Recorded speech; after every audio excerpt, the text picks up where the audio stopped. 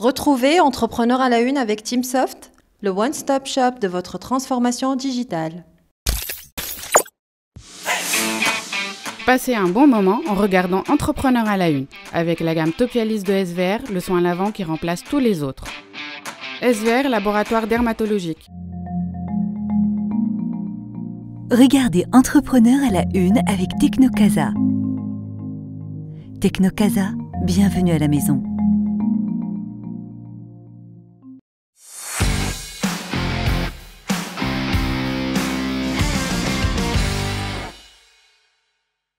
مرحبا بكم في سي تي في انيشيتيف جديده تاع الكلوب انتربرونور تي في واللي الحس هذايا اسمها انتربرونور على اون. احنا اليوم موجودين نشوفوا في الديكور هذايا خاق العاده موجودين في الكلوب هاوس تاع غولف نتاع جامرت في الحس هذايا باش نتعرفوا على الانتربرونور باش نحكيو معاه. قبل ما نقول لكم شكون الانتربرونور اعملوا جيم على الفيسبوك وعلى الشين يوتيوب نتاع سي تي في. ابونيفو باش هكاك ما تفلتوا حتى ايميسيون في المستقبل. الانتربرونور نتاعنا اليوم هو كارلوس نافارو.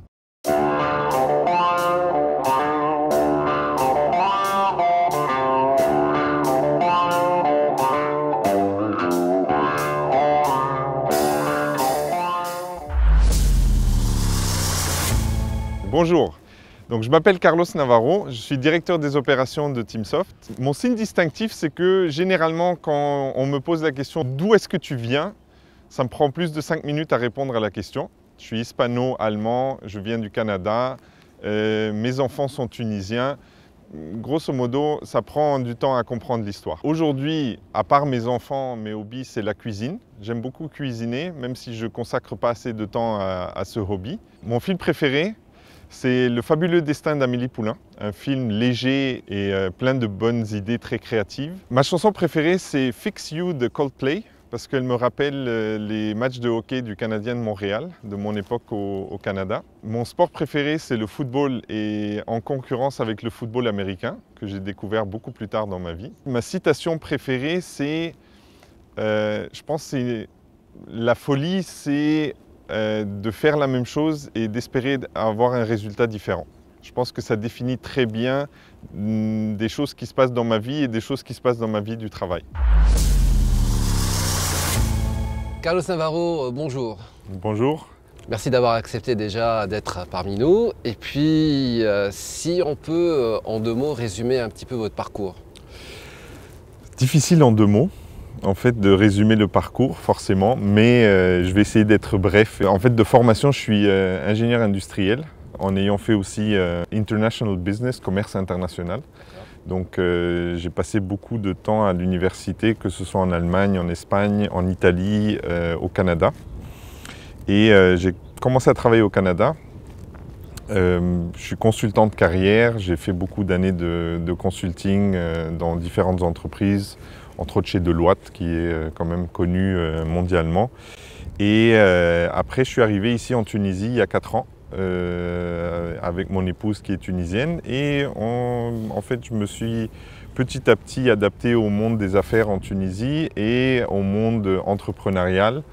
Et aujourd'hui, je suis directeur des opérations chez Teamsoft, une entreprise dans le domaine de l'informatique.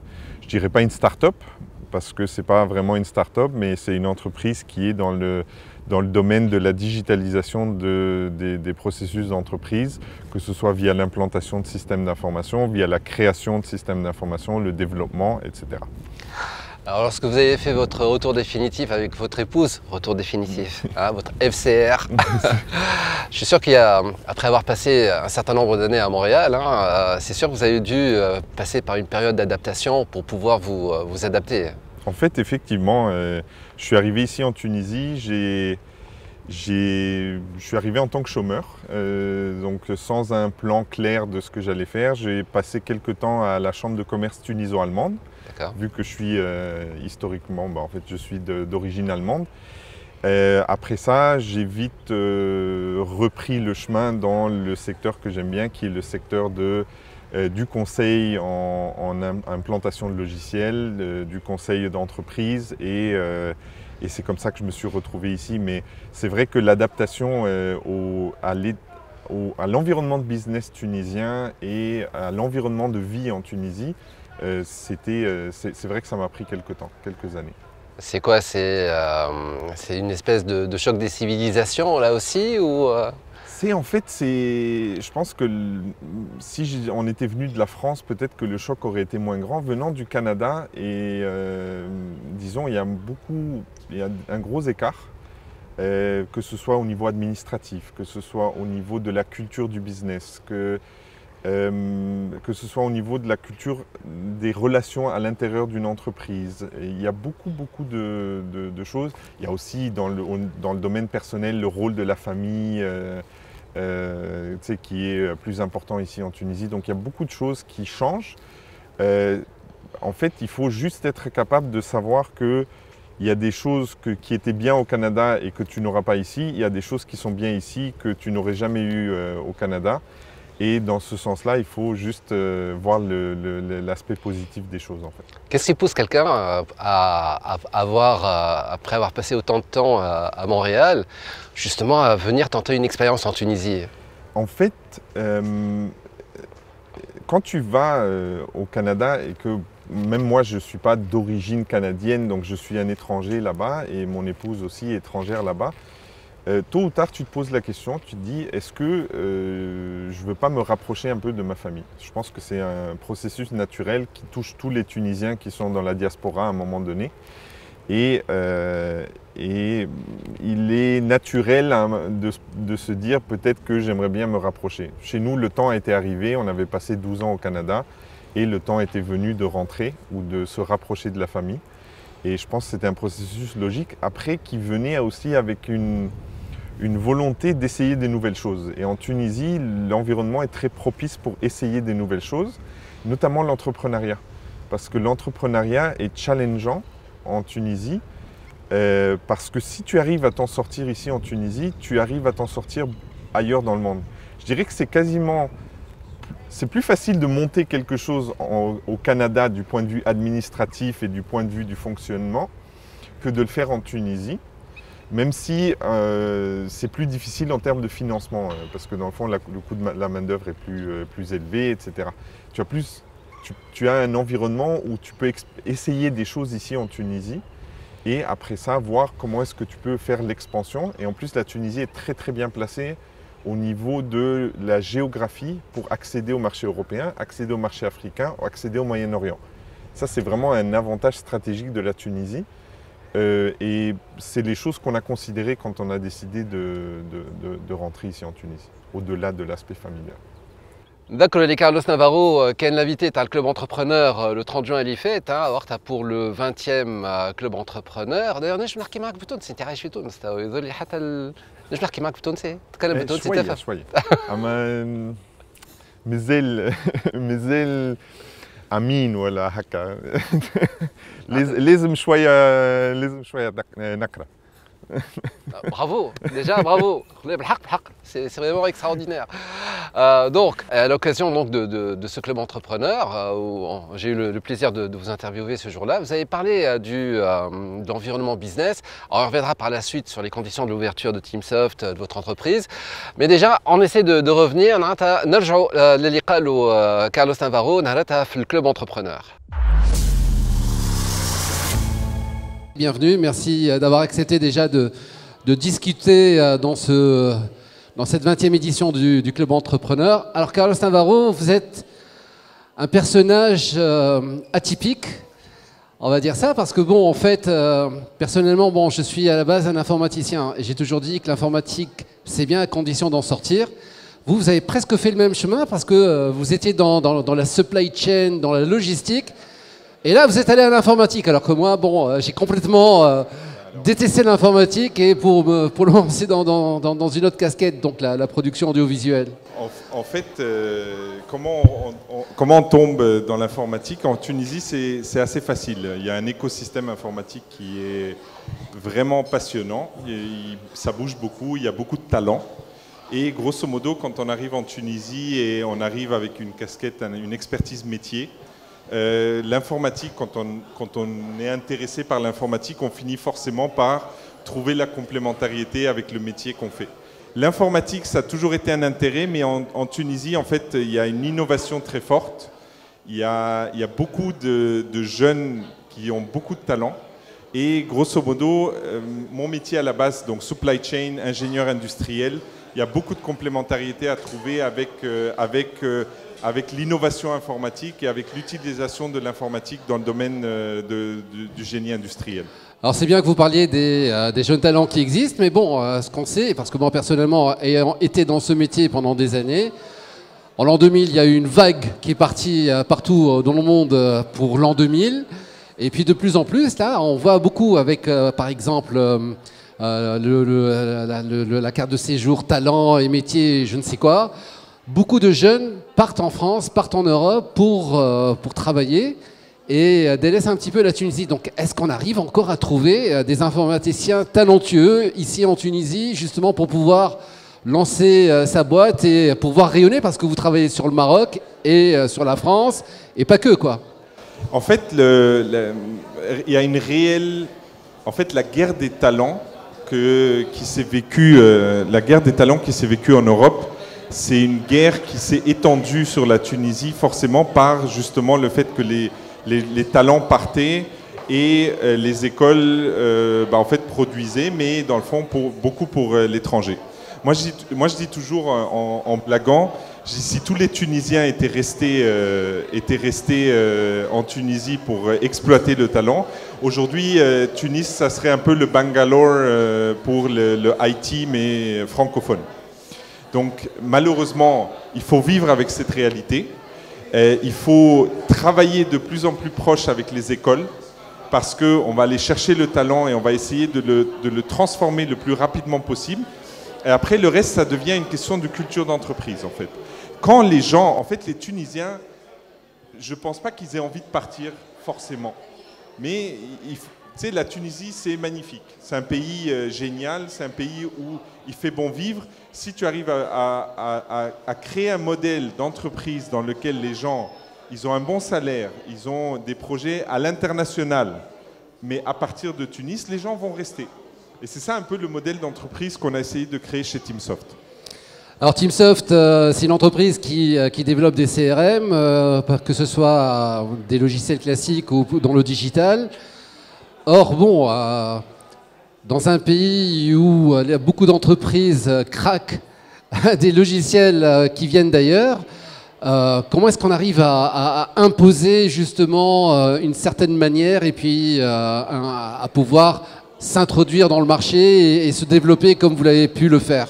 En fait, l'essentiel, c'est de comprendre que la valeur d'un logiciel n'est pas forcément le logiciel lui-même. C'est le travail qui est fait avec les équipes de projet, avec les consultants, avec les gens qui maîtrisent le métier pour le mettre en place. Tu ne peux pas travailler sur un logiciel si tu ne fais pas une mise en place correcte. Nous, on est dans le domaine de l'ERP, du CRM, etc. Donc, ça veut dire que tu as besoin d'expertise métier. Donc, le but, c'est de travailler l'expertise métier, que ce soit dans le domaine de l'industrie, dans le domaine du retail, dans le domaine de l'industrie du textile, pour vraiment amener une valeur ajoutée par rapport au logiciel. Le logiciel et la digitalisation en elle-même n'apportent rien si tu n'as pas une approche métier qui va vraiment tirer de la valeur de cet investissement, en fait. Donc نذكر كما اللي كنا نشوفوا فيه هذا كان le 30 juin اللي فات في le 20e club entrepreneur, hein. Donc on était en train de parler de l'environnement business, hein. Il n'y a pas une anecdote comme ça par rapport à votre pratique quotidienne dans cet environnement, quelque chose dont vous n'avez pas parlé au niveau du club? En fait, des anecdotes, il y en a énormément. Je pense que pour moi, l'apprentissage de comment fonctionne une business en Tunisie, ça a été un défi énorme. Que ce soit rien que le rythme annuel. L'été, la séance unique, Ramadan qui se greffait sur l'été. Il y avait comme un décalage par rapport au rythme de travail où je n'étais pas habitué à ce que ça fluctue autant. Et j'ai dû quand même m'habituer beaucoup à ça dans mes débuts. Maintenant, aujourd'hui, j'ai bien intériorisé et on organise un peu nos années de cette façon-là en termes de livraison, de projets, etc. C'est-à-dire, si je résume en 2 mots, vous êtes devenu tunisien, quoi. Un peu. Il a fallu. Il a fallu. Le business, c'est pas uniquement les clients, c'est pas uniquement les relations, c'est aussi l'administration et puis certaines exigences. Là aussi, il doit y en avoir des belles, quoi. Oui, en fait, que ce soit au niveau personnel ou que ce soit au niveau business, c'est sûr que on fait face à un défi très important. Je pense que l'héritage français sur les processus administratifs, il n'a pas été... ça n'a pas été un bénéfice pour la Tunisie en termes de flexibilité. Ouais. Quand je nargue un peu les Tunisiens sur la complexité, les jours où ça m'énerve, je leur explique qu'au Canada, j'ai ouvert une entreprise en une journée. Et qu'ici, tu peux courir et il y a beaucoup de travail à faire derrière. Mais après, il s'agit de connaître un peu le fonctionnement et il y a toujours des gens qui connaissent et qui sont capables de t'aider en fait. C'est ça aussi l'importance du réseau, c'est de pouvoir compter sur des gens qui vont pouvoir t'aider et qui vont pouvoir te guider à travers les processus en fait. Bon, on va presque dire heureusement qu'il y a la Covid-19 en Tunisie maintenant, parce que maintenant on peut payer la CNSS d'une manière beaucoup plus simple par Internet. On peut avoir plein de choses, hein. On peut avoir à travers la RNE, donc je sais pas moi, il y a des tas de choses que l'on peut faire. On peut payer ses impôts aussi beaucoup plus facilement par Internet, sans prise de tête. Donc finalement, l'administration a été obligée de s'adapter au confinement définitif qu'il y a eu au cours des mois de mars-avril, quoi. En fait, tout le monde a dû s'adapter et tout le monde a dû mettre en place des choses pour continuer à fonctionner. Ouais. Et une grande partie de ça, ça a été à travers des processus digitalisés. Donc aujourd'hui, c'est quelque chose que nous, de notre côté business, on suit beaucoup parce que ça représente une partie de la demande qu'on a. Et de l'autre côté, on voit que la tendance est aujourd'hui que tous ces projets qui auraient dû être faits et qui ont traîné, etc., sont venus en urgence s'imposer par elles-mêmes à cause de cette situation du Covid. Et dans ce sens-là, je ne dis pas heureusement qu'on a ça, mais le moteur de changement, parfois, c'est des moments dans l'histoire où ça s'impose à nous. Et c'est important que ces choses-là, on les reconnaisse et qu'on prenne un peu de recul par rapport à cette situation qui aujourd'hui est très contraignante, mais qui historiquement, quand on la regardera dans quelques années, va dire en fait ça a été comme le début de quelque chose de nouveau parce que ça a imposé à tout le monde de changer leur façon de faire en fait. Voilà. Donc il y a des oiseaux là qui sont en train d'intervenir avec nous au niveau du son, hein. C'est génial, c'est la nature, c'est excellent. Alors dans quelques instants on va revenir sur la création de TeamSoft, sur l'idée de la création de TeamSoft. On va aussi parler un petit peu plus de cette entreprise, mais avant ça...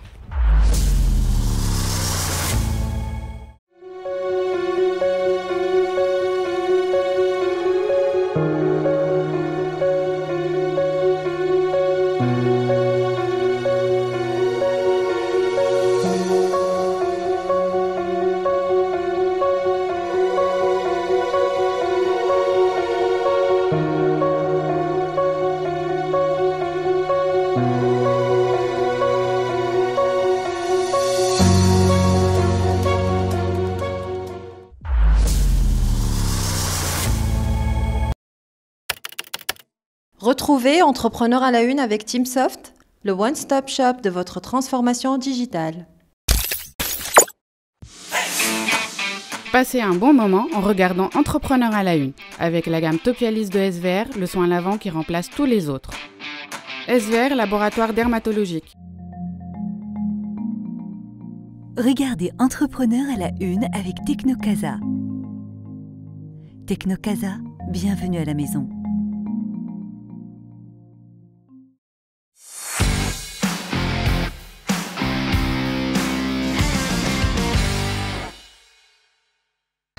Vive Carlos Navarro, TeamSoft, si on peut expliquer un petit peu le concept de cette entreprise. En fait, TeamSoft, on l'appelle aujourd'hui, c'est un groupe d'entreprises ou un écosystème, parce que dans le fond, en fait, TeamSoft, ce ce qu'on appelle un intégrateur de solutions. D'accord. Donc ça veut dire que dans le fond, il y a des consultants qui amènent des solutions, qui font l'architecture de solutions avec des clients.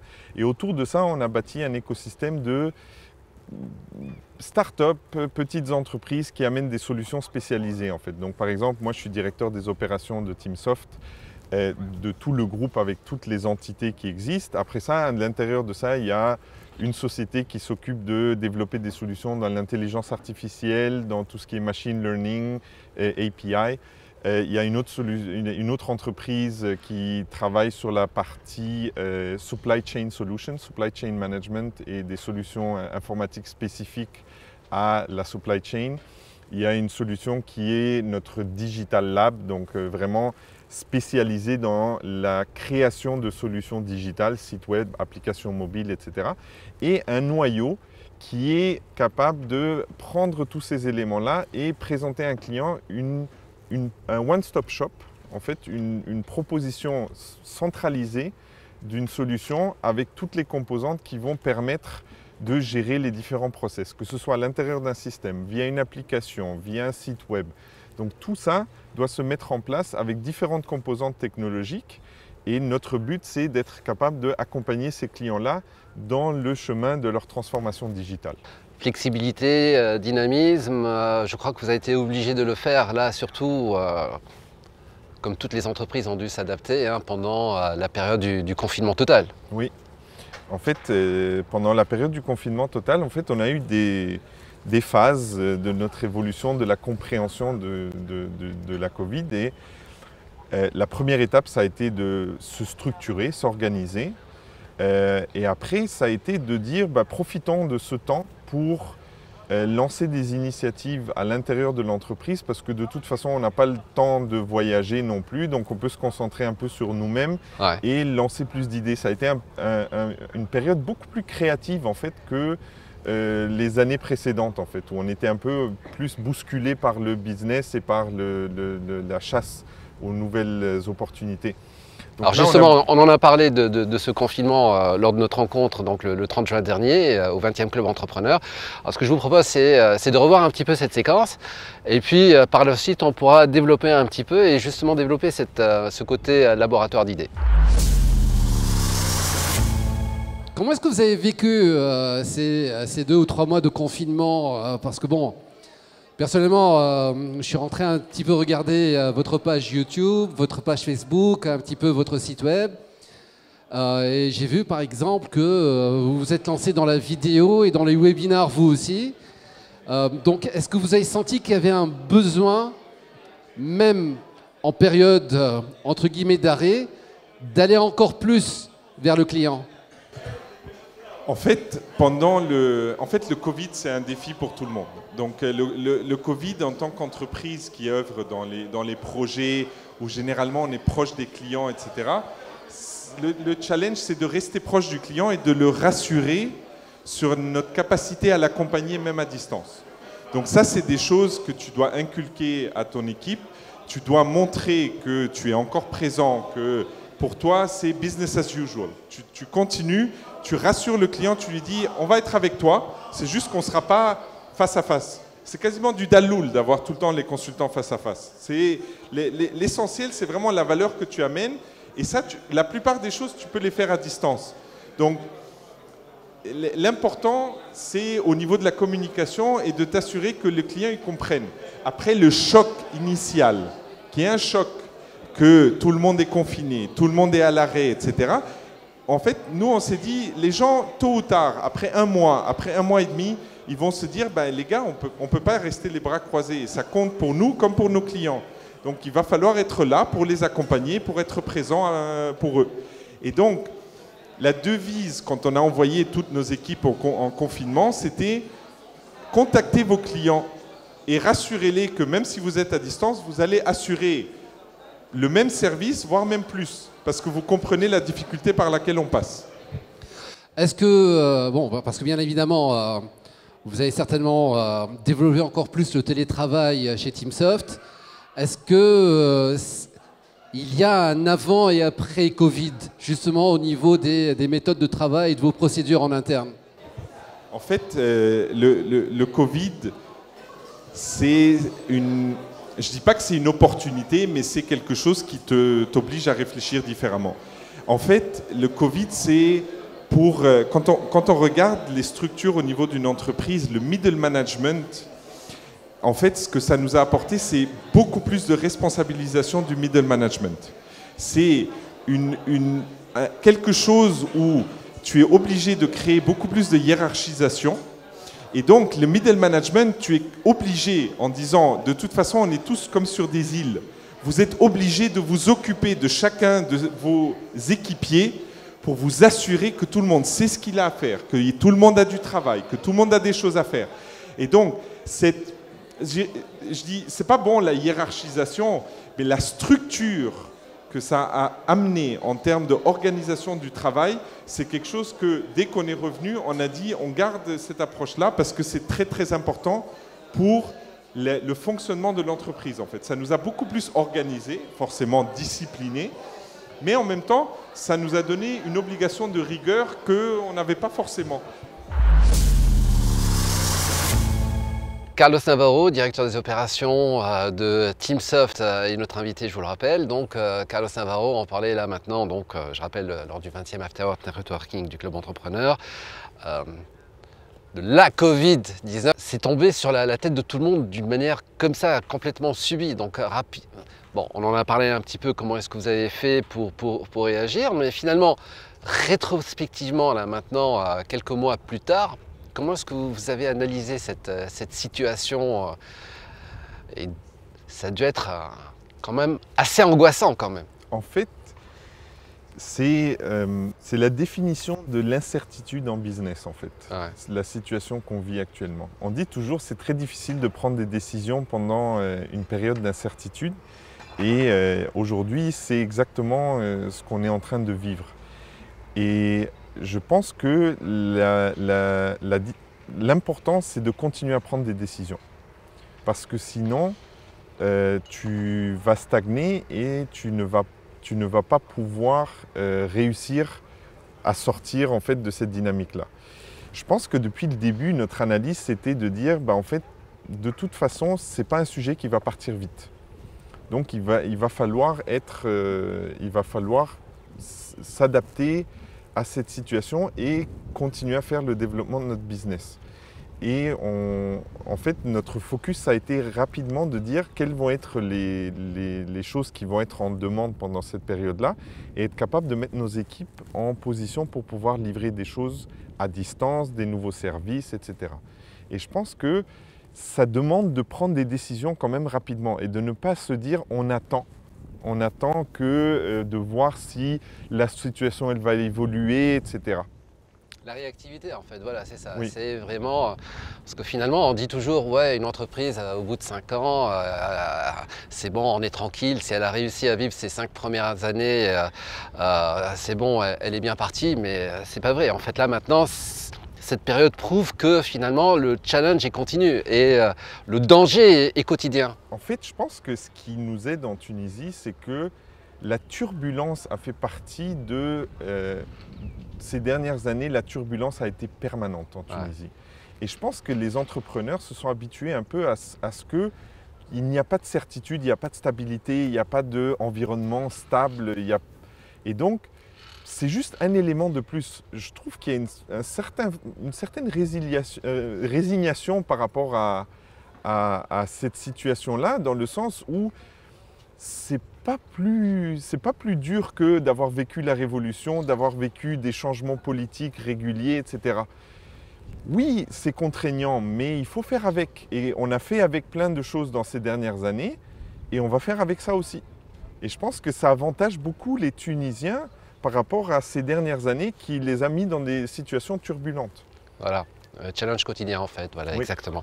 Alors, je vous avais posé la question lors de votre intervention au 20e After Work Networking, 20e After Work Networking, voilà, ça va venir, du Club Entrepreneur. Et je vous avais dit, voilà, justement, cette Covid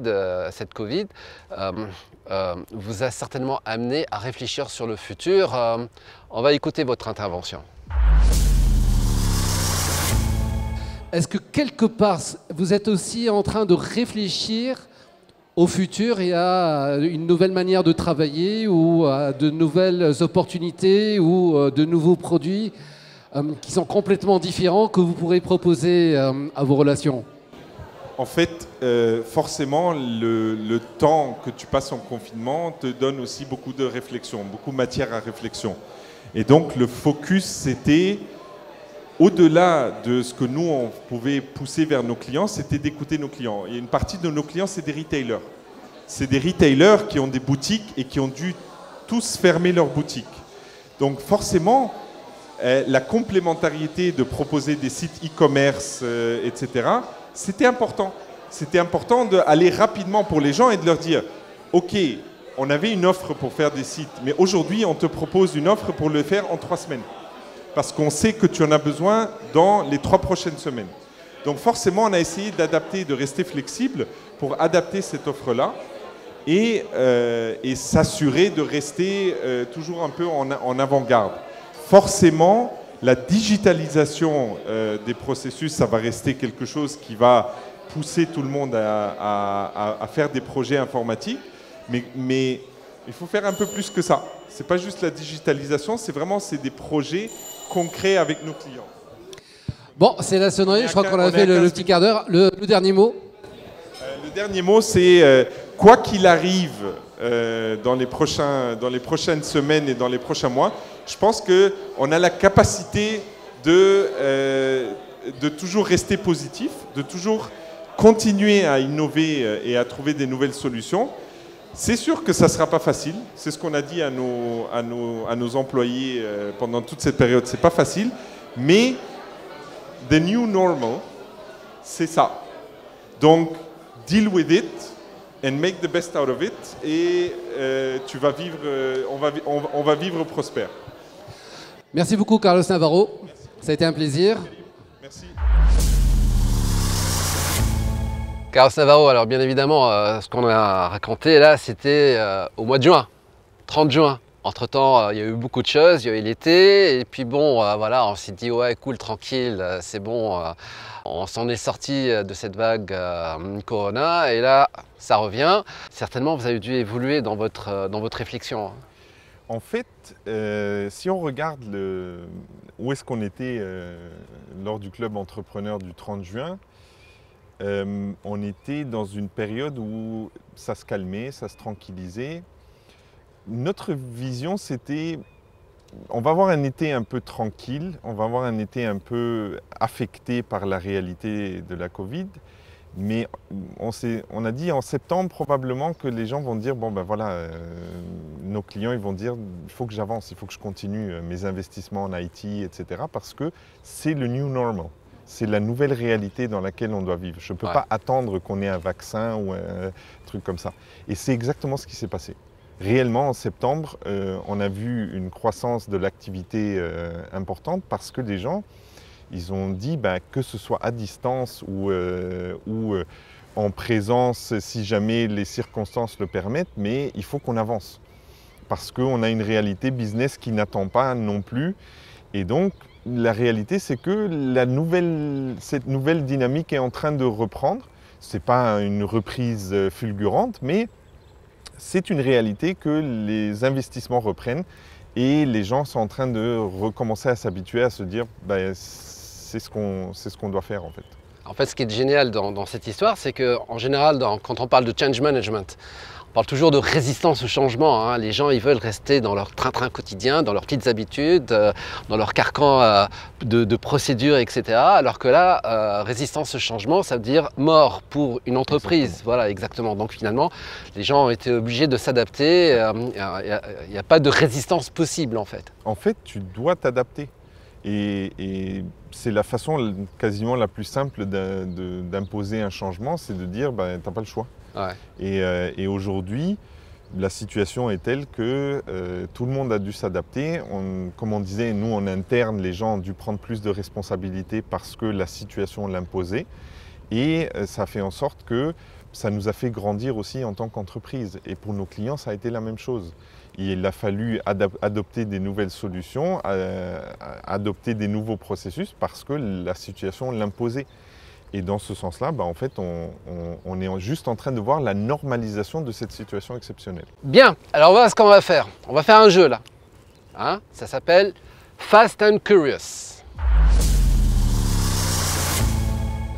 Alors, Carlos Navarro, le jeu est simple. Hein. Je vous donne une question, je vous donne deux possibilités. Hein. Donc, vous me répondez par l'une ou par l'autre. Mais comme j'ai préparé énormément de questions, donc je suis désolé, je suis obligé de sortir ma fausse carte. Hein. Donc, il n'y a pas de problème. Tout est dans la feuille. Thé ou café? Café. Café? Sans aucun doute. Et avec du sucre? Sans sucre. Sans sucre. Excellent. Facebook ou LinkedIn? LinkedIn. Ouais. LinkedIn, Facebook est trop intrusif pour moi. Instagram ou LinkedIn? Instagram, pas du tout. Pas du tout? Pas du tout. D'accord, c'est trop sérieux. Lettre de motivation ou lettre de recommandation? Lettre de motivation. Ouais. Là, je suis un peu classique. Je trouve que les gens mettent trop peu d'efforts dans une lettre de motivation. C'est trop, ce que je reçois, c'est trop générique et je pense que ça te force à avoir une réflexion sur le poste que tu veux acquérir en fait. Vous êtes plutôt du matin ou du soir au niveau du travail en fait? Du matin. Du matin? Oui. D'accord. Depuis le Canada, forcément, au Canada, les gens sont très matinaux. Et depuis le Canada, je suis plutôt du matin et le soir, j'aime mieux me concentrer sur les enfants. D'accord. Ok. Moi, c'est l'inverse. Hein. Moi, je suis pas du matin du tout. Foot ou rugby? Foot. Ouais. Clairement, foot. Rugby, je ne comprends même pas. On me l'a expliqué, je comprends pas. Pourtant, tout à l'heure, lorsque vous avez présenté votre sport préféré, vous avez fait un mix des deux. Quoi. Le football américain, c'est à la fois du foot et du rugby. Quoi. Mais le football américain n'a rien à voir avec le rugby. Ouais. Et pourtant, ils ont l'air proches, mais ça n'a rien à voir. Ouais. Travail perso ou travail d'équipe? Travail d'équipe. Essentiel et très difficile à... Je pense que c'est très difficile à véhiculer toujours. Je pense que le travail d'équipe, en théorie, c'est ce que tout le monde veut.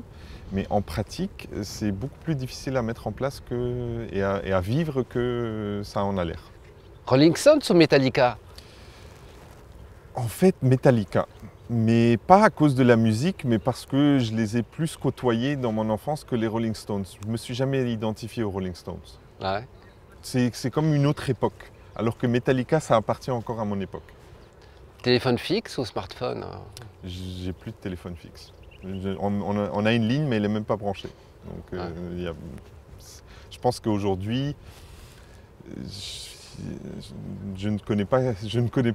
connais des gens qui ont encore un téléphone fixe, mais il est installé depuis 30 ans. Vous avez encore un fax? C'est une très bonne question. En fait, j'ai redécouvert le fax quand je suis arrivé en Tunisie. Oui, parce qu'il y a des administrations et des entreprises qui fonctionnent essentiellement au fax encore. Ouais. En fait, quand on m'a demandé d'envoyer un fax en Tunisie, je me suis retourné, j'ai dit est-ce que ça existe encore la machine? C'est What the fax? Oui. Bavette ou pas? Bavette, forcément. Je pense que c'est notre responsabilité aujourd'hui de faire attention à nos proches. Ouais. Et de ne pas prendre ce sujet à la légère. Je pense qu'on aurait pu faire preuve d'un peu plus de sérieux face au sujet. Ouais. Aujourd'hui, je pense que c'est mieux compris, mais il y a encore un besoin de rester vigilant, très vigilant face au sujet. Ça va, on a plus qu'un mètre de distance et puis on est en plein air, c'est bon. C'est très important. qu'on n'a pas mis là. C'est très important. Voilà, merci beaucoup Carlos Navarro pour cette rencontre. Hein. Donc, toujours un plaisir de vous rencontrer. Le mot de la fin peut-être? En fait, ça fait toujours plaisir d'être au Club des entrepreneurs, que l'entrepreneuriat reste connecté pendant cette période-là, même si on n'est pas capable de faire des événements ou des choses comme ça. On doit rester optimiste, on doit faire le mieux qu'on peut avec cette situation et continuer à travailler pour qu'on puisse concrétiser nos projets, pour qu'on puisse sortir mieux organisé de cette crise sanitaire. Et je pense que c'est juste, il faut le voir comme une opportunité à repenser nos façons de faire et essayer d'en faire le mieux pour nos entreprises. Voilà, exactement. Merci beaucoup, c'est toujours un plaisir de vous rencontrer. Merci Kalim. Et puis bon, nous aussi on s'adapte, hein, justement, c'est pour ça qu'on s'est lancé donc, dans cette nouvelle aventure. Donc je vous rappelle, Dakar comme Linata, vous pouvez nous retrouver à Facebook ou à YouTube, hein, donc n'hésitez pas à cliquer sur j'aime, n'hésitez pas à vous abonner à nos chaînes, donc Facebook et puis YouTube.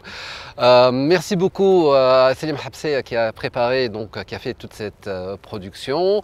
Je rappelle que cette émission est produite par Fingest et puis par Alternative Production Communication Conseil. Voilà, donc si ça vous a plu, n'hésitez pas à mettre un commentaire et puis voilà, comme d'habitude, un petit j'aime, ça nous aidera et comme ça on verra un petit peu, ça nous permettra aussi d'avancer et d'évoluer. Merci beaucoup, Slem. Ma chanson préférée, c'est... j'ai oublié comment elle s'appelle. Samahni. Fiction. C'est bon. La Covid-19, la Covid-19, pas le là. Justement, ce Covid, cette Covid, bon, on va presque dire heureusement qu'il y a la Corine, hein, le Covid, hein, la Covid-19 en Tunisie maintenant. En fait, le Covid, de la Covid, la C'est machine. what the fax. Oui. Pour rester poli.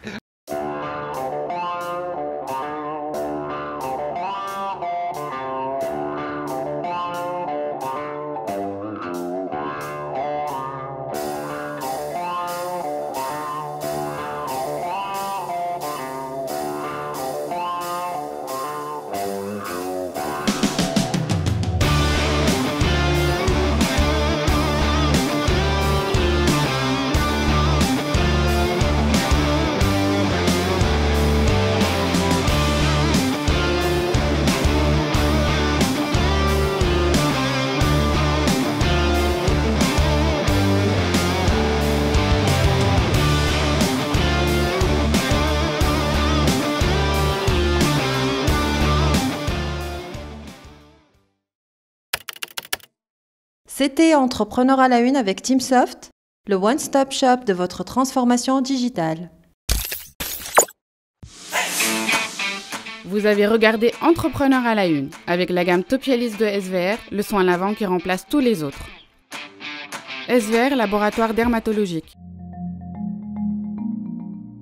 Regardez Entrepreneur à la une avec Technocasa. Technocasa, bienvenue à la maison.